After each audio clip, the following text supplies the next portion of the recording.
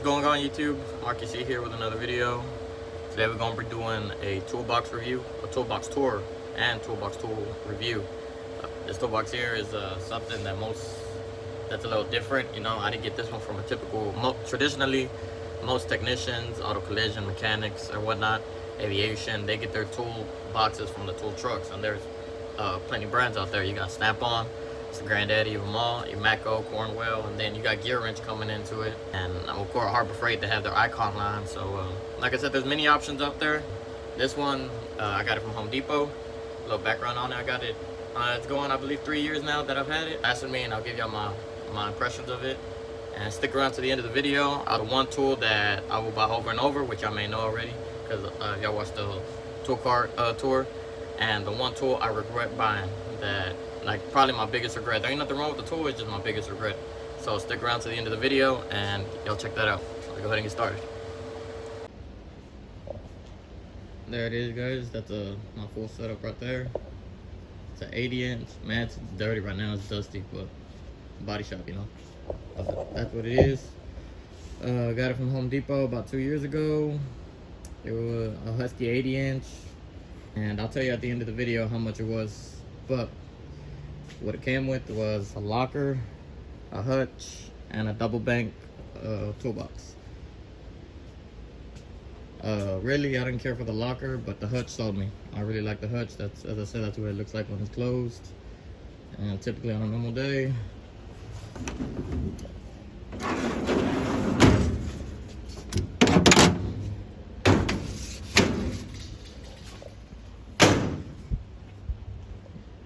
that's what it'll look like. My own little cubicle. As I said, the hutch is what sold me. I think toolboxes look awesome with a hutch. So, as I said, the locker is a plus, but as long as I had a hutch, that's all I was worried about. And even the bottom, the double bank toolbox, I like it because it's all closed drawers. So, you know, sometimes when you slam them, you know, you don't want to slam drawers that has soft close. So that's what it looks like. We can start from the locker. I have miscellaneous stuff, bolt bins with corkscrews, and a nut bin with a variety of nuts. You never know when you lose one. Aerosol cans, keep them in here, from self-etch primer, guide coat, textured coating, rust prevent, you know, you name it, it's all in there. More miscellaneous clips or whatnot. It's always good to have them here. And snacks for later. That's the locker. Inside the hutch comes with 2 strips. One electric strip going down right there for charging your batteries or whatnot, phone. And then one on the side when you have more miscellaneous, such as my fridge, my radio. We'll get to that here in a minute. As I said, keep the fan about this fan. It's portable. I have it plugged in, and it can run off 18 batteries. That's pretty neat. And basically, that's my hutch. As I said, my tape, double-sided tape, my blowers, charge my batteries or whatnot, so it's all there. First top drawer is where I keep my sockets and impact wrenches and whatnot. I don't have a big set of sockets. You know, I have bare necessities, 1/4, 3/8, and 1/2. I want to get a master set of all of them that range, but haven't got it yet. Light, I have a thing for lights. I have about 4 different lights. I rarely use this one, but this here was my first Snap-on purchase. 1/4-inch electric ratchet, and I've used it the whole time of my career. I only retired it because I ended up buying the Milwaukee. Faster, cheaper, and all my batteries on Milwaukee, so it's convenient for me. But if that one ever goes out, I always have that one as a backup. Got a 1/2-inch ratchet that I rarely use. The only time I use it is when I'm on the frame machine. Frame machine uses big bolts, so it's quicker to tighten them down. 1/2-inch impact Milwaukee M18, hasn't failed me yet. Stubby 3/8 Milwaukee, good for suspension and whatnot. And then 3/8 impact wrench, same. If this one doesn't get it off, that one will. And those two Milwaukee impacts retired this one, snap-on 1/2-inch impact, but whenever I haven't came across where this one hasn't been able to break it off, but if I do, this one should. And as I said, my socket collection isn't vast. You know, I have some 1/2-inch. All this I bought on a deal. It came as a big bundle, and then I ended up buying some swivels from Matco. Those are Matco, and the majority of my sockets are Craftsman. You know. Jump box. I always need a jump box in a body shop because cars die. So more sockets. These are magnetic sockets. Range from 5 all the way to 15. They're great pneumatic, and I just took off the sockets that I use the most. The 7, the 8, and the 10. They all stay with me. Oh, I just realized I have two 10s. Pretty cool. So there's that. I have stubby 3/8 sockets. You know, as I said, they're good for suspension and whatnot. These are torn well. Then I got same 3/8, but same thing, just magnetic. When I gotta go deep in there and don't want a socket to fall. Inflator, it's always good. Hood prop, because there's some hoods that don't prop up by themselves, so hood prop. Door jamb is good. Master metric set, gear wrench. These go all the way to 25. And Best Buy. If you're gonna do suspension, I highly recommend you get, and it don't matter what brand, but you're gonna need big wrenches. That's first drawer. Second drawer is clip tools, pliers, dikes, and whatnot. This side, got my picks, impact extensions. I keep the other two, the shorty and the mid-length over here. And paired with the Inco Milwaukee impact driver, and they go with any impact driver, DeWalt, Makita, Snap-on. They're just good. That brand, my picks and that are Snap-on. I really like them because one, these lock to the impact driver, and these lock to the socket. So if you're going somewhere deep, you don't have to worry about the socket or the extension falling off. Shout out to my boy Jay. He gave me these. I rarely use them, but there are times they're good for panels. If you're gonna take off a panel, you stick it in and pry. This is a body line tool. As you can tell, dent fix. Whenever you have those style lines, a car gets hit, you know where the curve is, and you got to bring it back. It's pretty good. Long pair of dikes, just like the shorter ones. They're Snap-on, and they feel amazing. They have these dikes. I highly recommend. You know, they're pricey, but they're worth it compared to any other ones. Those are the best ones, I believe. Regular needle nose pliers. I was gifted this from an older tech. He was retiring, so he gave me his old stuff. Best pliers on the market. The best pliers on the market, hands down. They're Nipix, made in Germany. And I know there's other brands out there. I haven't tried them, but these have never let me down. So I bought, you know, those are good for just, you know, typical pliers, and even the flat nose ones. They come in handy a lot, you know, straightening metal or straightening brackets. Clip tools and screwdrivers. I have a long clip tool, both at an angle and straight. And regular screwdrivers, you know. A putty knife, whenever I gotta scrape off emblems or whatnot. Junk drawer. Every tech has a junk drawer. And this is mine. You got, you know, just miscellaneous. I got my LED bulbs. I had drill bits, but you know, I use them all. Wire splicers, these are pretty good if you're doing wiring. That'll strip the wire without cutting. That'll strip the outside of the wire without cutting the inside. As I said, miscellaneous stuff, smaller wrenches, extensions, rivet gun. Eventually you'll need this. You know, putting moldings on and whatnot. Some moldings are riveted in. Same thing with the plastic rivets. This is good, you know. So that's the junk drawer. All this is Cornwell minus the tap down tool. This was a buy one get one, so I went ahead and just bought both of them. These are long nose needle nose pliers, a variety, and they're good. They do the job. I'm not gonna lie, they do the job. And yeah.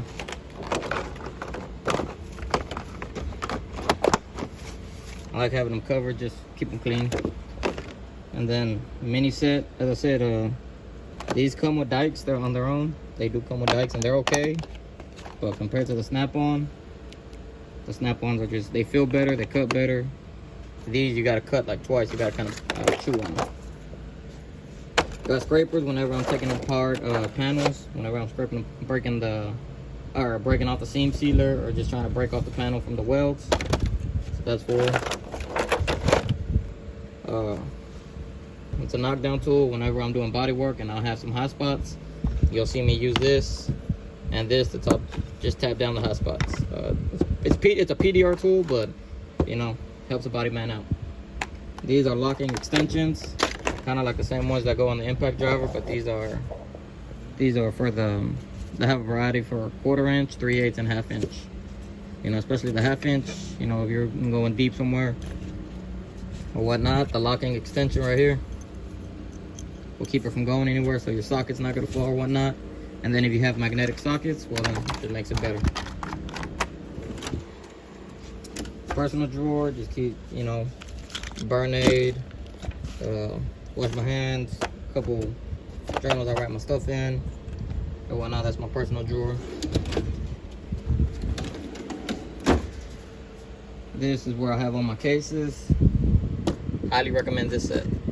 Full of stubbies. It's Blue Point, but it comes with a variety of bits, with Torxes, the foreign Torxes, Allen heads, and they're both metric and standard. I highly recommend them. They're pretty good. You know, they come handy in tight spots, and the fact that they're stubby makes it that much better. This one, I'm not gonna lie, it's kind of a waste of space. This is where I have all my plastic bones, plastic scrapers, or plastic pry bars. Missing, you can tell I'm missing a lot. But this one's good for taking off emblems or whatnot. And then same, like if you're trying to pry something and don't want to damage it, that's where all this comes in handy. But as I said, it's not complete. I lost a lot of them. So Spitzenigel, a Spitzenigel rivet, plastic rivet gun, but at an angle. A lot of Mopar, Jeeps, Dodges, Chrysler, they use plastic rivets all along the wheelhouse, so to keep the plastic on. So that's good. Master torque set, highly recommend. Same thing when you're doing suspension, this comes in handy. Got the reverse torques, regular torques, both regular torques, and they come with the locking ones because some have the security lock. So that's that. And this is how I repair my bumpers. When bumpers ripped or plastic, or I gotta staple something together, this is a hot stapler. They're interchangeable, so that's pretty cool. Dim Fix again. That was Dim Fix. This is a German company. That's Matco, and Blue Point. So these is what I use to chop up a car. Now, I'm doing body work. You have your angle grinder. Got your cutoff wheel to cut off panels. Hacksaw, same thing. You never know when you need a hacksaw to cut up panels. Dremel. I use this if I got if the bumper's ripped. I open it up. Slice it down just to open it up and fill it up. That's Milwaukee drill. If I got to drill out some spot welds. This right here is an attachment. Bumper rollers. If you're doing any bumpers, you know, these are okay. Got them off Amazon. They work the best they can. That's all I can say about it. And then here are many attachments to that Dremel. So I can change out a variety depending on how I wanna cut up the bumper or how I wanna open the bumper. So that's pretty cool.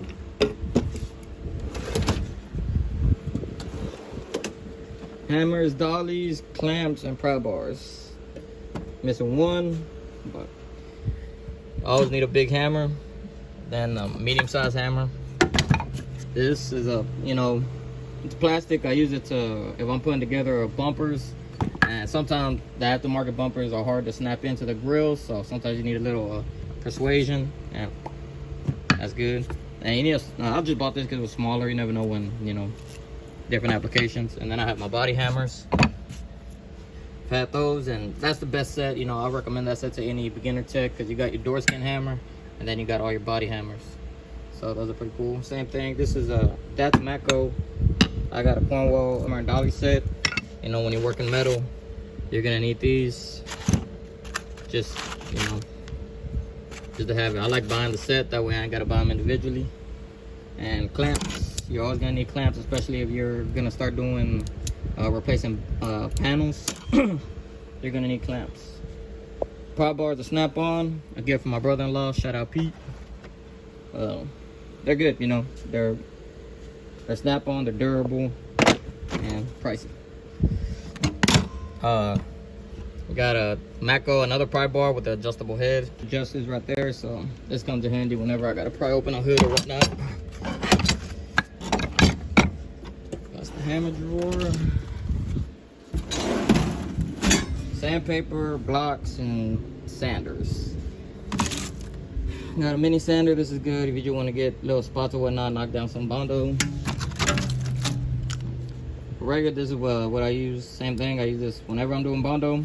This is my go-to DA. It's a Mako. A lot of people like the snap-on ones. I've never tried them, but this does the job. This was my first, well, it's orbital, it's not DA, but it was a palm one, and I mean, this worked up until I got the other one, so like I say. Variety of blocks. So you're gonna need them. This one, just as a contour block, you could basically shape it, you know, to see if you're doing bumpers and you need it round. But it's let's say it works the best it can. And then we have the bottom drawer. This is the more miscellaneous stuff. Heat gun, good for all applications. Heating up bumpers, heating up, you know, just trying to heat something up. That's good. Always need an extension cord. More tool bags, welding gloves. I thought this is pretty cool. I haven't used it much. This is another PDR tool, or if you're trying to push it in out from the inside like a wheel well, like that, and that's, you just work with that and try and work the dent out. So I rarely use it, but slide hammer. Always need a slide hammer. Comes in handy a lot, pulling out dents or just pulling stuff out, you know. And any other miscellaneous stuff is my table. Gotta have my radio. Got a fridge. Keep it stocked. And 2-part guns whenever, you know, gluing stuff, glue for the panels, such as like impact resistant, and for fixing bumpers or whatnot. And that is my toolbox tour. Right there, that's my full setup. Fan, welding helmet. Almost forgot about this. This right here is the money maker right here. Pricey, and I know the price has went up, just like everything else. But that's the dent puller, you know. I highly recommend that. Like I said, there's a lot of dent pullers out there on the market now, but a lot of techs I see use that, and I see why.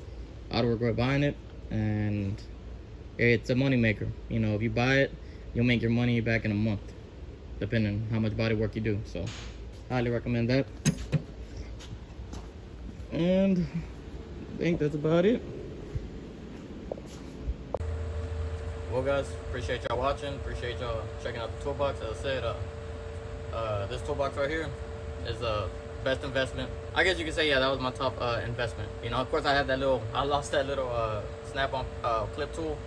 You know, if you watch the tool card, I told you I've lost it like 3 times already. So now I've lost it again, so now I'm gonna buy it again, because just I like the way it feels. If the clips, I could get the clips out without breaking them. The best investment I made is the toolbox, just because how I feel. I paid $1,500 for it. The same setup with anywhere else would have cost between $10,000 and $15,000. So I saved me that much. Granted, I know it's not gonna last as long. I know the quality isn't there, but for what I'm looking for, it's there for me. You know, it has what I want. It has a hutch, 2 power stations, lockers a plus, and I don't regret it. You know, so eventually I will transition into a bigger box, maybe a more name brand one. But as for now, I'm content with this one, and I believe that's probably the best investment I've made in this industry. Now the worst investment, my snap-on half-inch impact. When I started, I didn't have impact for about a year. I would always borrow any other techs, and after a while, techs are all like, hey, you need to start buying your own stuff. So went ahead and got on the snap-on truck, bought it for $800. And granted, at the time, you know, do it in payments. You don't pay it all at once. $50 a week. That's what I did. So had me a black impact with the boot. And as I said, it worked when I had it. It never failed me. But spent $800 on this. For a year and a half later, spent around $650, $700 for these two, with 2 batteries and a charger. So I paid more for an air tool than a cordless tool with 2 batteries and a charger. So as far as as I said, there's nothing wrong with the tool. The tool works. It never failed me. But for the price, I wouldn't do it again. You know, some of the techs told me, hey, just sell it, or why don't you just sell it? You never know when you'll need an area impact, so I just kept it.